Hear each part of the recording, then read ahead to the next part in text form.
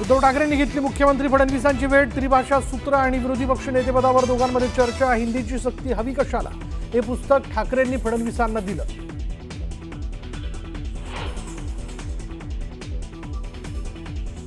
महाविकास आघाडीचे नेते उद्या राज्यपालांची भेट घेणार। जनसुरक्षा विधेयकावर स्वाक्षरी करू नये अशी विनंती करणार। काँग्रेसच्या प्रदेशाध्यक्षांनी घेतली उद्धव ठाकरेंची भेट। विधानसभेत पेनड्राईव्ह दाखवत नाना पटोलेंकडून हनी ट्रॅपचा मुद्दा उपस्थित। हनी ट्रॅप प्रकरणी सरकार गंभीर नसल्याचा आरोप, तर आपल्याला कोणालाही ब्लॅकमेल करायचं नसल्याचंही विधान।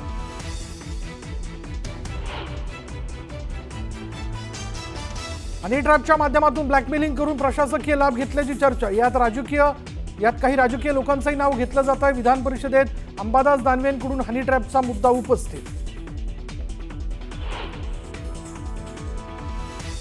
राईट टू रिप्लाय वरून विधानसभेत तुफान राडा। आमच्या प्रश्नांची उत्तरच दिली नाहीत, आम्हाला सरकारकडून उत्तर हवी आहेत। हातवारे केल्यानंतर भास्कर जाधवांसह आदित्य ठाकरे आक्रमक। दिनो मोरियाने तोंड उघडलं तर अनेकांचा मोर्या होईल। मिठी निधी घोटाळ्याच्या मुद्द्यावरनं एकनाथ शिंदेंचा खोचक टोला। राज्यात लवकरच धर्मांतर विरोधी कायदा येणार। बळजबरीने आमिष दाखवून फसवणूक करून धर्मांतर करता येणार नाही, कठोर कायदा करणार मुख्यमंत्र्यांची घोषणा।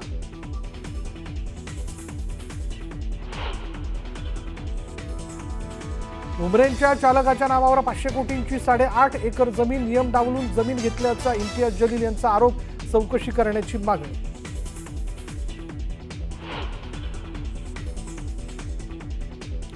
प्रवीण गायकवाडांवर हल्ला करणाऱ्या दीपक काटेला अटी शर्तींवर जामीन मंजूर। काटेला 20,000च्या जात मुचलक्यावर जामीन।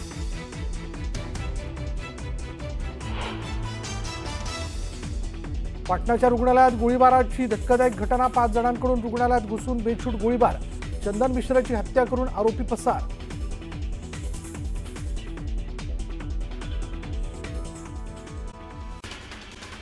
हिंगोली जिल्हाधिकारी कार्यालयासमोर अनुसूचित जमातीची रिक्त पदं भरण्यासाठी आंदोलन करण्यात आलं। तातडीनं रिक्त पदं भरण्याची मागणी विद्यार्थ्यांनी केली। वाशिममध्ये विविध मागण्यांसाठी परिचारिकांनी धरणे आंदोलन केलं। वेतन त्रुटी, सेवा प्रवेश नियम आणि प्रशासकीय बदलांसह विविध मागण्या पूर्ण करण्याची मागणी यावेळी करण्यात आली। लातूरमध्ये परिचारिकांनी काम बंद आंदोलन पुकारलं। 7,200 रुपये भत्ता आणि 1,800 रुपये गणवेश भत्ता देण्याची मागणी करण्यात आली। तर उद्यापासून राज्यव्यापी बेमुदत आंदोलन करण्याचा इशारा यावेळी देण्यात आला। सांगलीमध्ये शक्तीपीठ मोजणी विरोधात शेतकऱ्यांनी बोंबमारो आंदोलन केलं। सलग 4थ्या दिवशी शेतकऱ्यांनी जमीन मोजणीला विरोध केला, तर शक्तीपीठ महामार्ग रद्द करण्याची मागणी यावेळी करण्यात आली। चंद्रपूर जिल्ह्यातील तेलंगणा सीमेवरच्या 14 गावांमध्ये राहणाऱ्या नागरिकांना स्वतःचा हक्काचा महसूल अभिलेख तयार होण्याच्या मार्गावर आहे। मंत्रालयात मुख्यमंत्र्यांच्या उपस्थितीमध्ये झालेल्या उच्चस्तरीय बैठकीनंतर या संदर्भात प्रत्यक्ष कारवाईला सुरुवात होणार आहे।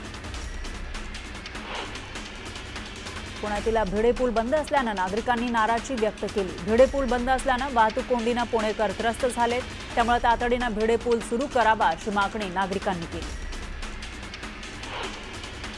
परभणीमध्ये व्यापाऱ्यांनी जनावरांच्या बाजाराकडे पाठ फिरवली आहे, त्यामुळे शेतकऱ्यांनी चिंता व्यक्त केली। दरम्यान लक्ष घालण्याची मागणी शेतकऱ्यांनी सरकारकडे केली आहे। लातूर जिल्ह्याच्या उदगीर इथं विविध मागण्यांसाठी उदगीर जिल्हाधिकारी कार्यालयासमोर आंदोलन करण्यात आलं। राज्यातील शेतकऱ्यांना संपूर्ण कर्जमाफी द्यावी या प्रमुख मागणीसह लाडक्या बहिणीला दरमहा 2,100 रुपये द्यावेत, निराधार अपंगांना अनुदान वाटप करावं, बेरोजगारांना 10,000 अनुदान द्यावं अशा विविध मागण्यांसाठी हे आंदोलन करण्यात आलं। जळगावातही परिचारिका संघटनेच्या वतीनं 1 दिवस काम बंद आंदोलन पुकारण्यात आलं। शासनाप्रमाणे नर्सिंग भत्ता, गणवेश भत्ता आणि शैक्षणिक भत्ता मंजूर करावा यासह विविध मागण्यांसाठी 1 दिवसीय काम बंद आंदोलन करण्यात आलं। गोंदियातील परिचारिकांनीही बेमुदत संपात सहभाग घेतला। जवळपास 283 परिचारिका संपात सहभागी झाल्या। मागण्या मान्य न झाल्यास उद्याही संप कायम राहणार असा इशारा दिला आहे। मात्र या सगळ्यात रुग्णांचे प्रचंड हाल होत आहेत।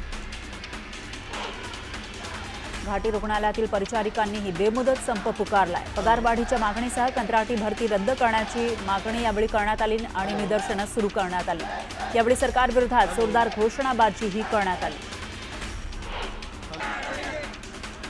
धुळ्यातील भाऊसाहेब हिरे शासकीय वैद्यकीय महाविद्यालयातील परिचारिका कर्मचारी संपावर गेलेत।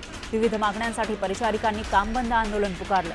300 पेक्षा जास्त कर्मचारी संपात सहभागी झाले। चंद्रपुरातही परिचारिकांनी आंदोलन पुकारत संपात सहभाग घेतला। त्यामुळे राज्यातील आरोग्य व्यवस्थेच्या अडचणीत वाढ झाली आहे। परिचारिका संपावर गेल्यानं रुग्णांचे हाल झाले। विधानसभेत नाना पटोलेंनी पुन्हा एकदा हनी ट्रॅपचा मुद्दा उपस्थित केला। नाना पटोलेंनी पेनड्राईव्ह दाखवत हनी ट्रॅप संदर्भात सरकार गंभीर नसल्याचा गंभीर आरोप केला। सरकारमध्ये बैलगाडी हाकणाऱ्याच्या हातात तुतारी आहे आणि मुख्यमंत्र्यांच्या हातात कासरे आहेत। त्यामुळे पुढे काय होईल हे येणारा काळच सांगेल, तर बैलगाडीचे बैल कोण हे मी सांगू शकत नाही, असं खळबळजनक विधान विजय वडेट्टीवार यांनी केलं। वडेट्टीवारांच्या या वक्तव्यानं चर्चांना उधाण आलं। ठाकरेंना सत्तेची ऑफर देणं ही वैचारिक दिवाळखोरी आहे, असं म्हणत मुख्यमंत्री फडणवीसांनी उद्धव ठाकरेंना दिलेल्या ऑफरवरून राऊतांनी टोला लगावला। उद्धव ठाकरेंनी शिंदेंच्या शेजारी बसणं टाळल्यानं चर्चांना उधाण आलं होतं। त्यावर संजय राऊतांनी प्रतिक्रिया दिली। एकनाथ शिंदेंना मांडीवर घेऊन बसायला हवं होतं का, असा खोचक टोला त्यांनी लगावला। उद्धव ठाकरेंच्या महामुलाखतीचा नवा टीजर जारी करण्यात आला आहे। मुलाखतीमधून सत्ताधाऱ्यांवर उद्धव ठाकरेंनी सडेतोड भाष्य केलं आहे, तर संजय राऊत यांनी हा टीजर जारी केलाय। राष्ट्रवादी काँग्रेस पक्ष आणि चिन्ह प्रकरणी शरद पवारांच्या याचिकेवर येत्या 22 जुलैला सुनावणी होणार आहे। निवडणूक आयोगाच्या निर्णयाविरोधात याचिका दाखल करण्यात आली आहे। मी देखील लाडकी बहीण आहे, मला तुम्ही कधी न्याय देणार, असा हतबल सवाल मुख्यमंत्र्यांसह उपमुख्यमंत्र्यांना ज्ञानेश्वरी मुंडेंनी केला। तर परळीतील बंगल्यावरून फोन आल्यानं तपास थांबलाय, असा धक्कादायक आरोपही ज्ञानेश्वरी मुंडेंनी केला।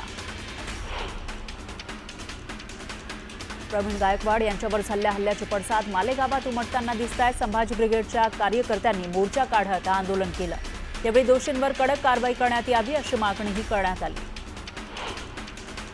पुण्यात प्रवीण गायकवाड यांच्या समर्थनार्थ बॅनरबाजी करण्यात आली। पवार गटाच्या कार्यकर्त्यांकडून पुण्यातील कोथरूड परिसरासह बॅनरबाजी करण्यात आली आहे। तर आम्ही पुरोगामी विचारांसोबत, आम्ही प्रवीण दादांसोबत, असा आशय या बॅनरवर झळकला। महाराष्ट्र कुस्तीगीर परिषदेच्या निवडणुकीचा फैसला धर्मादाय आयुक्तांच्या कोर्टात गेलाय। दोन्ही निवडणुकीची प्रक्रिया केल्यानंतर निवडणूक आयोग फैसला करणार आहे। तर दुसरीकडे शरद पवारांच्या उपस्थितीमध्ये कुस्तीगीर परिषदेची बैठक पार पडली आहे। तळेगाव, सोमाटणे आणि लोणावळा इथल्या बरसोली टोलनाक्यावरील अनियमिततेबाबत आमदार सुनील शेळके यांनी सरकारला धारेवर धरलं होतं। या प्रकरणी मंत्री दादा भुसे यांनी चौकशीचे आदेश दिले।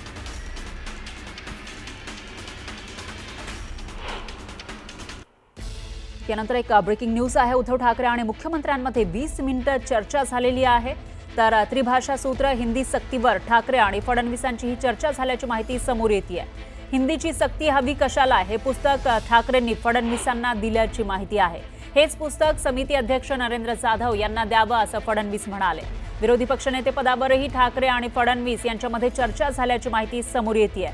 तर फडणवीस आणि उद्धव ठाकरे यांच्यामध्ये कालही एक जुगलबंदी रंगल्याचं पाहायला मिळालेलं होतं। एक ऑफर देऊन टाकलेली होती फडणवीसांनी आणि त्यानंतर आदित्य ठाकरे आणि फडणवीसांची भेट झालेली होती आणि आज या दोन्ही नेत्यांमध्ये चर्चा झालेली आहे। यामध्ये त्रिभाषा सूत्र, ज्याच्यावरून आक्रमक भूमिका घेतलेली होती ठाकरेंनी, त्याचबरोबर हिंदी सक्तीबाबत ठाकरे आणि फडणवीस यांच्यामध्ये चर्चा झाल्याची माहिती आहे। या भेटीदरम्यान हिंदीची सक्ती हवी कशाला हे पुस्तक ठाकरेंनी फडणवीसांना दिलं। आणि या विषयी अधिक माहितीसाठी आपले प्रतिनिधी तुषार रूपनवर हे आपल्यासोबत जोडले गेले आहेत। तुषार, काय सांगाल? उद्धव ठाकरे आणि मुख्यमंत्री फडणवीसांची ही भेट झालेली आहे, नेमकी कोणकोणत्या मुद्द्यांवरून चर्चा झाली, काय चर्चा झाली? आपण जर पाहिलं असेल तर कालच मुख्यमंत्री देवेंद्र फडणवीस यांनी विधान परिषदेच्या सभागृहामध्ये उद्धव ठाकरे यांना खुली ऑफर दिली होती। 2029 पर्यंत आम्हाला कोणतेच चान्सेस नाही विरोधी पक्षामध्ये बसण्याचे, मात्र तुम्हाला नक्की संधी आहे, तुम्ही आमच्या बाजूला येऊ शकता। या ऑफर नंतर आपण घटनाक्रम पाहिला असेल तर रात्री 8 वाजता एका संकेतस्थळाच्या कार्यक्रमानिमित्त आदित्य ठाकरे मुख्यमंत्री देवेंद्र फडणवीसांना बोलले की मी तुमच्या स्वागतासाठी उभा आहे, तुम्ही आम्हाला ऑफर दिली। त्यानंतर आज आपण जर पाहिलं असेल तर विधिमंडळामध्ये स्वतः उद्धव ठाकरे आपल्याला मुख्यमंत्री देवेंद्र फडणवीसांच्या भेटीसाठी जाताना पाहायला मिळाले. निमित्त होतं ऑफरचं आणि आज उद्धव ठाकरेंनी घेतली मुख्यमंत्री देवेंद्र फडणवीसांची भेट. या भेटीकडे अनेक राजकीय अंगांनी पाहिलं जात आहे. राज ठाकरे उद्धव ठाकरे यांच्या एकत्रित सभेनंतर एक मोठी भेट 30 मिनिटांची सविस्तर चर्चा उद्धव ठाकरे आणि देवेंद्र फडणवीस या दोन्ही प्रमुख नेत्यांमध्ये सभापतींच्या दालनामध्ये झाली. या भेटीच्या नंतर असं सांगितलं जातंय की उद्धव ठाकरेंनी मुख्यमंत्र्यांना पुस्तक दिलं, हिंदी सक्तीचीच कशाला हवी या संदर्भात मुख्यमंत्र्यांनी त्यांना सांगितलं की हे पुस्तक तुम्ही समिती प्रमुखांना दाखवा, समिती प्रमुखांना द्या. विरोधी पक्षनेते पदासंदर्भात चर्चा झाली. मात्र नक्कीच फरा या भेटीमध्ये काहीतरी नेमकी राजकीय चर्चा झालेली असणार आहे. कारण की येणाऱ्या महानगरपालिका निवडणुका असतील, स्थानिक स्वराज्य संस्थांच्या निवडणुका असतील, दोन्ही पक्ष आता वेगळे आहेत. गेली 25 वर्ष हे दोन्ही पक्ष आपल्याला एकत्रितपणे काम करताना पाहायला मिळत होते. मात्र आज काही कारणांमुळे हे दोन्ही पक्ष जर वेगळे असले तरीही ह्या दोन प्रमुख राज्यातले हे प्रमुख दोन नेते आहेत. एकीकडे देवेंद्र फडणवीस भाजपचे प्रमुख नेते तर दुसरीकडे उपाडाचे प्रमुख नेते म्हणून उद्धव ठाकरे यांना पाहिलं जाते. त्यामुळे या दोन प्रमुख नेत्यांमध्ये नेमकी काय खलबत रंगली, नेमकी काय चर्चा झाली याची आपल्याला विधिमंडळ. बरोबर आहे तुषार, याविषयीची अपडेट आपण घेत राहूया. धन्यवाद तुम्ही दिलेल्या या सविस्तर माहितीसाठी. यानंतर पुन्हा घेऊयात बातम्यांचा वेगवान आढावा. वर्ध्याच्या हिंगणघाटमध्ये ठाकरे गटानं मोर्चे बांधणीला सुरुवात केली आहे. निवडणुकीच्या पार्श्वभूमीवर कार्यकर्ता आणि पदाधिकारी एकवटले. यावेळी हिंगोलीमध्ये ठाकरे गटाचा मेळावा पार पडला. निवडणुका जिंकण्याचा निर्धार इथं करण्यात आला. मराठा समाजाला सरकारनं दिलेलं आरक्षणाबाबतचं आश्वासन मराठा समाजाच्या मोर्चा आधी म्हणजेच 29 ऑगस्ट आधी पूर्ण करावं अशी मागणी आमदार कैलास पाटील यांनी केली. नागपूरच्या ऐतिहासिक विधान भवन परिसराचा चेहरा मोहरा लवकरच बदलणार आहे. विधानसभा अध्यक्ष ॲडव्होकेट राहुल नार्वेकर यांच्या मार्गदर्शनाखाली विस्तारीकरण आणि नव्या प्रशासकीय इमारतीच्या आराखड्याचं सादरीकरण मुंबईच्या विधान भवनात करण्यात आलं. गोसेखुर्द धरणाचं बॅकवॉटर आणि अतिवृष्टीनंतर निर्माण होणाऱ्या पूरस्थितीचा भंडाऱ्यातील गावांना चांगलाच फटका बसलेला आहे. मात्र गणेशपूर, बेला आणि भोजापूर या 3 गावांना पूरबाधितांच्या पुनर्वसनाच्या यादीतून वगळण्यात आल्याचा आरोप करत पूरबाधित पुनर्वसनाच्या मागणीसाठी एकवटले. घनसावंगीमध्ये झालेल्या मुसळधार पावसामुळे नदी नाल्यांना पूर आला. मागील 20 दिवसात जालन्यामध्ये पावसानं पाठ फिरवली होती. मात्र पावसाच्या पुनरागमनानं सर्वांनाच दिलासा मिळाला.